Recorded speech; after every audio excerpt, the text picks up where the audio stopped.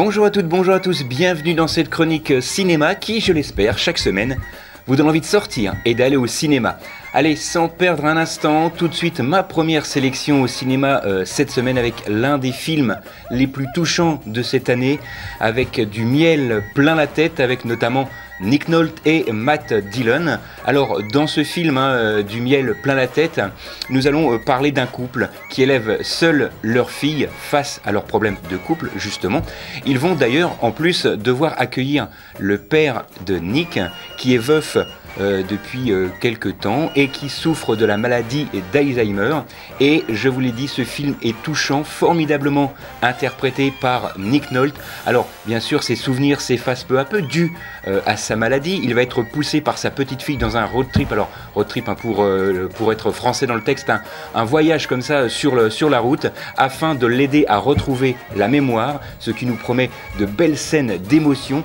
Mais ce film est aussi fort principalement grâce à sa positivité. À noter que ce film est un remake d'un film allemand réalisé lui-même par donc le même réalisateur, puisqu'il a voulu en réaliser une nouvelle version pour qu'il puisse mieux s'exporter. Vous le savez quasiment presque tout sur ce film. Je vous en rappelle une dernière fois le titre: Du miel plein la tête. Deuxième sélection cette semaine avec Le Dernier Amour, le nouveau film de monsieur Benoît Jacot avec Vincent Lindon qui collabore depuis la 5e fois avec lui en tant que comédien, mais avec le même réalisateur, mais également Stressy Martin. Alors pour reprendre le synopsis original de ce film, il faut savoir que ça se passe au XVIIIe siècle où Casanova, qui est connu pour son goût pour le plaisir et pour le jeu, arrive à Londres. Et dans cette ville, il ignore tout, il ignore quasiment tout le monde, mais il va faire la rencontre d'une jeune courtisane qui l'attire jusqu'au point de n'oublier les autres femmes.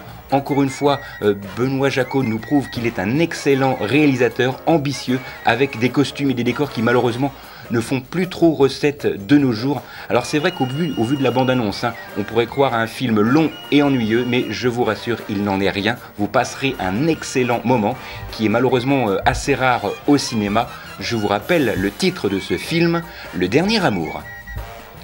Dernière sélection cette semaine et en bref avec Qui m'aime me suive, avec notamment Daniel Auteuil, Catherine Fro et Bernard Lecoq qui forment ici un trio plutôt convaincant dans une histoire plutôt conventionnelle.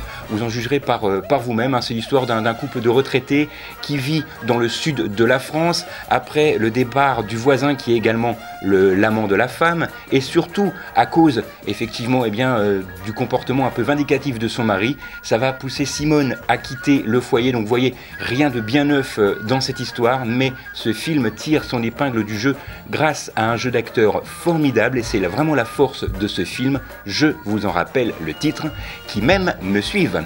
Allez, après cette sélection au ciné, voici ma sélection ciné à la télé cette semaine. La 1, la 2, mon prix dans le jeu. La 3, la 4, je zappe et je marque. La 5, la 6, en sont les comptes. Câblé, survolté, j'ai le syndrome du canapé. Alors j'ai choisi pour vous cette semaine à la télé le film Seven sur TMC le jeudi 21 mars avec notamment Brad Pitt. C'est un thriller assez lugubre, fascinant du réalisateur David Fincher qui nous emmène ici dans un jeu de piste cauchemardesque. C'est d'ailleurs pour moi mon film de chevet, un film à voir absolument. Le film s'intitule Seven et il est diffusé sur TMC le jeudi 21 mars. Voilà, après ma brève sélection de TV, voici mon DVD de la semaine. Comme au cinéma.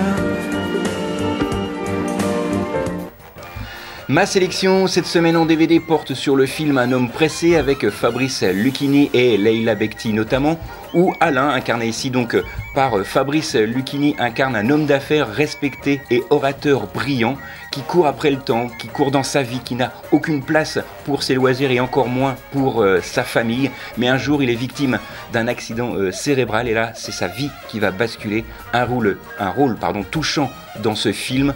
Je vous en rappelle le titre, Un homme pressé.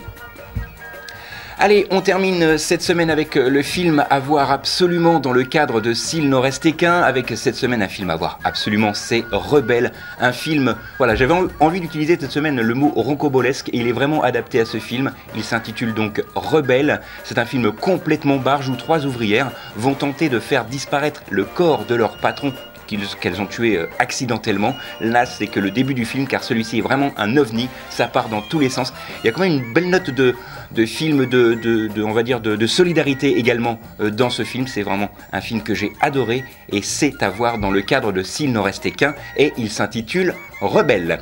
Voilà, il me reste quand même quelques instants pour vous informer que dans le cadre de Connaissance du Monde, ce jeudi 21 mars et le lendemain, le vendredi 22 mars, il y a 4 séances pour aller voir Corse sauvage, le territoire et le maquis. Le jeudi, ça aura lieu à 14h15 et 20h30, ainsi que le vendredi 22 mars, 14h15 et 18h30.